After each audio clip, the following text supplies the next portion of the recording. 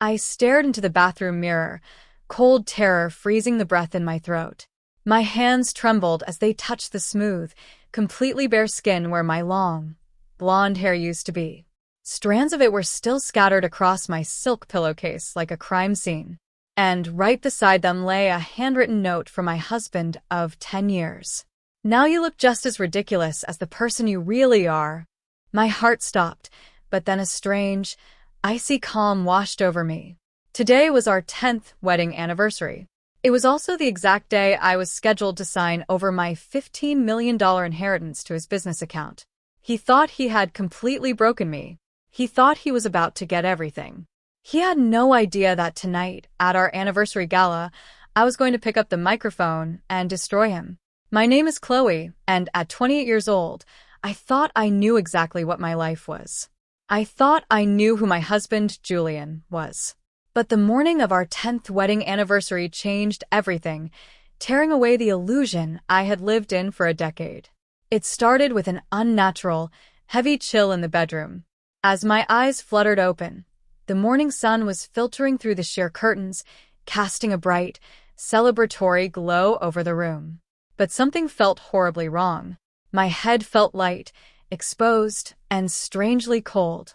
When I tried to sit up, my hand brushed against the silk pillowcase. It wasn't smooth. It was covered in a thick, tangled blanket of long, blonde hair. My heart skipped a beat. Panic, sharp and electric, surged through my veins as I scrambled out of bed and rushed into the adjacent bathroom. I forced myself to look into the mirror, and the breath completely froze in my throat. The woman staring back at me was unrecognizable. My head was completely bare, shaved down to the smooth, pale skin. Tears blurred my vision as my trembling fingers touched my scalp, trying to make sense of the nightmare. I had been heavily asleep.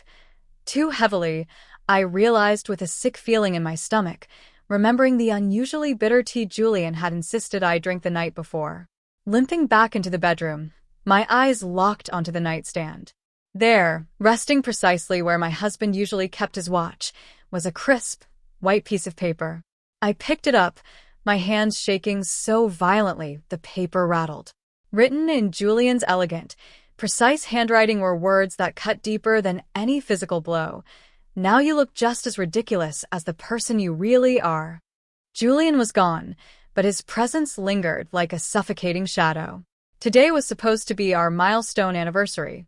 More importantly to Julian, today was the exact day my late grandfather's trust fund matured, and I was scheduled to transfer the full $15 million inheritance directly into his business account.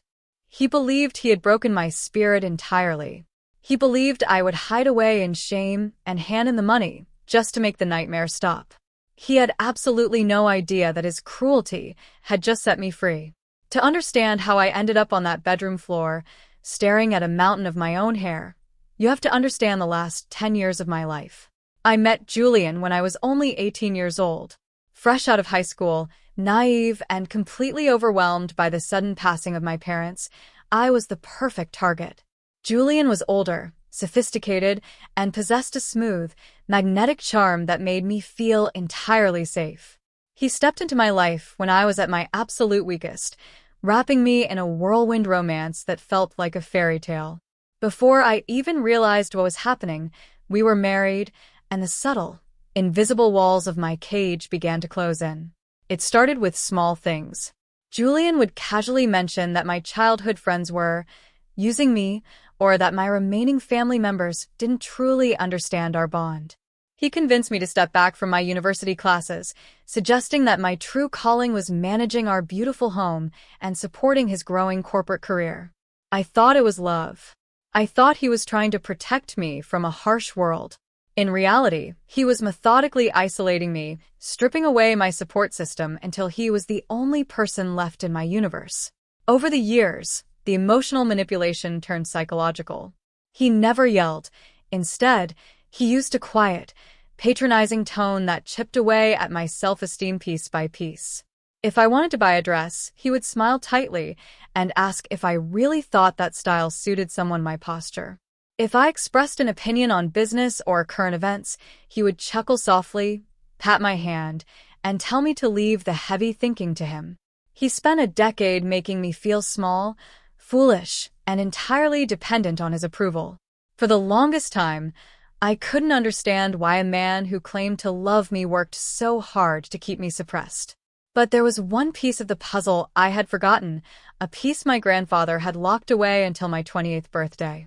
A $15 million trust fund. Julian hadn't married an 18-year-old girl out of love. He had invested in a 10-year waiting period, patiently grooming a submissive widow-to-be who would hand over her fortune without asking a single question.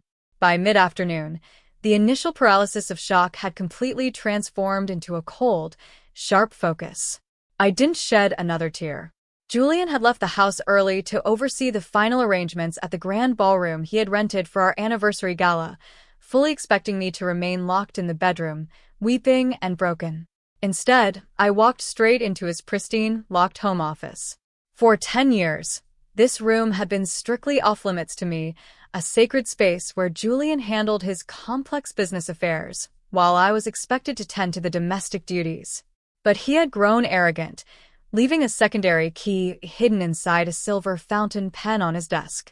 My heart hammered against my ribs as I unlocked his desk drawer and booted up his personal laptop. I needed to understand the sudden escalation of his cruelty. What I discovered inside his private files made my blood run absolutely cold. It wasn't just corporate management spreadsheets. It was a desperate, crumbling house of cards. Julian's high-end consulting firm was completely bankrupt. He had taken massive, unauthorized loans from high-interest lenders to maintain our lavish lifestyle, and his aggressive investments had completely failed. He owed millions of dollars to dangerous creditors who were already threatening legal action. But the final, devastating blow came when I opened his encrypted messaging application. There were months of text exchanges with a woman named Vanessa, a prominent socialite within our circle. The messages were explicit in their calculations. Julian had promised her that tonight was the end of his waiting game. He wrote that he had spent a decade playing the doting husband to a clueless girl, and that once the $15 million inheritance transfer cleared at midnight, he would file for an immediate divorce, leave me with the outstanding corporate debts, and fly to Europe with her. The shaved head wasn't just a random act of malice. It was a calculated psychological strike designed to completely shatter my confidence, so I wouldn't question the emergency legal paperwork he intended to force into my hands today. Closing the laptop, a strange sense of liberation washed over me. The trembling was gone, replaced by an unshakable determination. Julian thought he had backed me into a corner, but he had actually handed me the match to burn down his entire empire. I reached for my phone and dialed a number I hadn't called in years. Arthur Pendleton, my grandfather's lifelong estate attorney and the trustee of the inheritance. Arthur had always been suspicious of Julian, but out of respect for my choices, he had kept his distance. When Arthur answered, I didn't waste a single second on tears or pleasantries.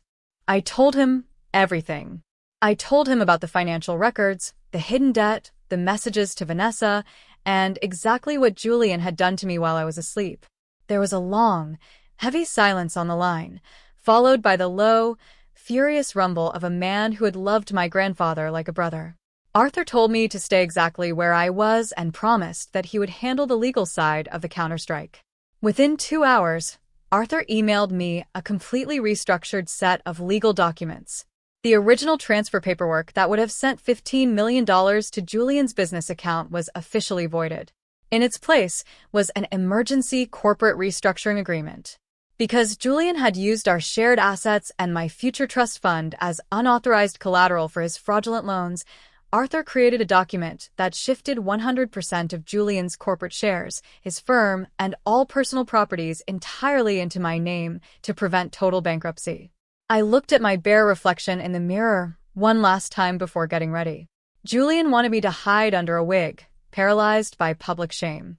Instead, I decided to wear my bald head like a crown. I picked out a stunning, backless emerald gown that contrasted perfectly with my skin, put on my grandfather's diamond earrings, and signed Arthur's new paperwork. The trap was set. The grand ballroom of the Plaza Hotel was a sea of crystal chandeliers, flowing champagne, and the muted chatter of the city's elite. Julian had outdone himself with the decorations. using my grandfather's money to create an illusion of absolute luxury. Huge banners celebrating our 10th anniversary hung from the high ceilings, and a massive projector screen flashed polished photos of us over the years, projecting a perfect, loving marriage to his investors and partners. Julian stood near the center of the room, looking exceptionally handsome in a tailored tuxedo, a glass of expensive scotch held loosely in his hand.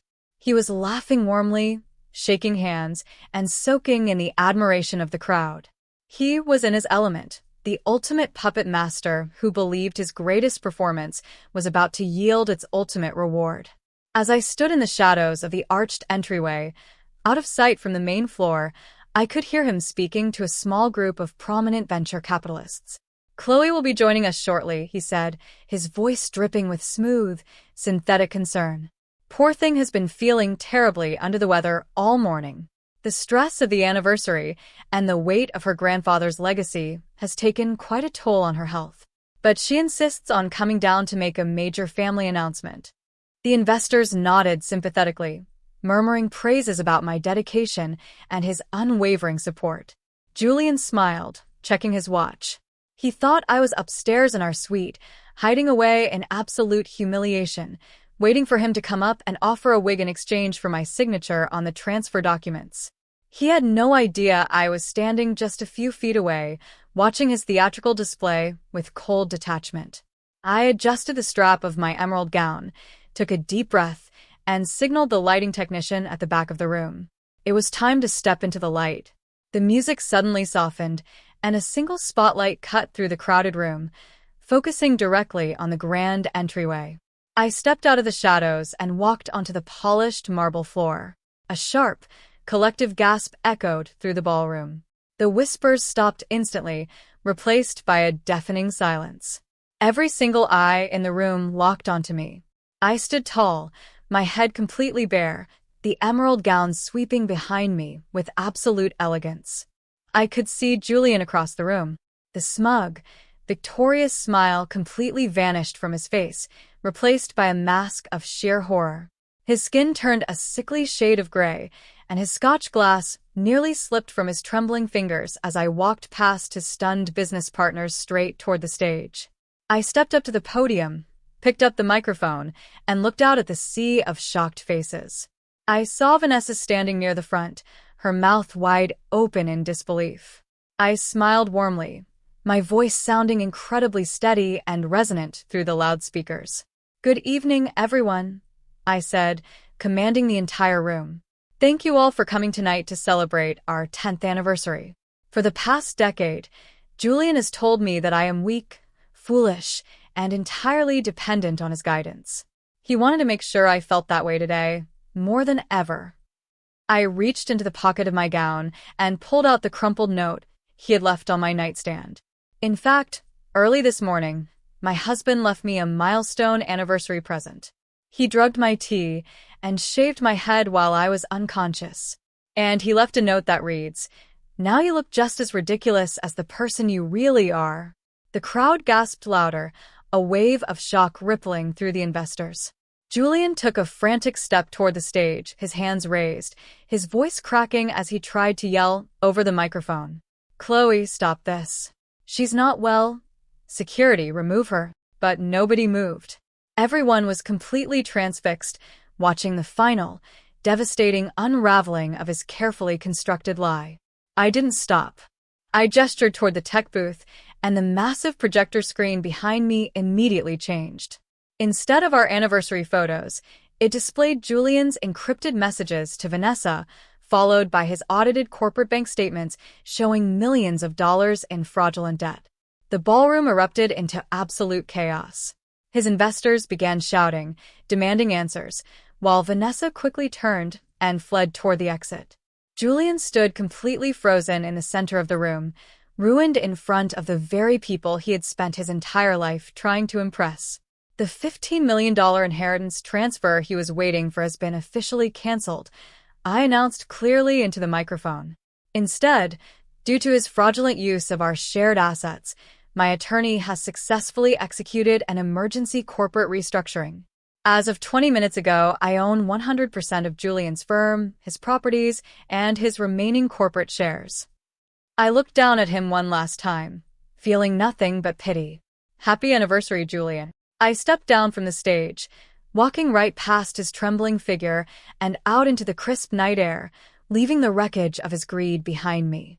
3 months later, I officially liquidated the failing firm, paid off the necessary debts, and moved to a beautiful beachfront estate in Malibu. I kept my shaved head for months, transforming it into a symbol of my absolute survival and independence.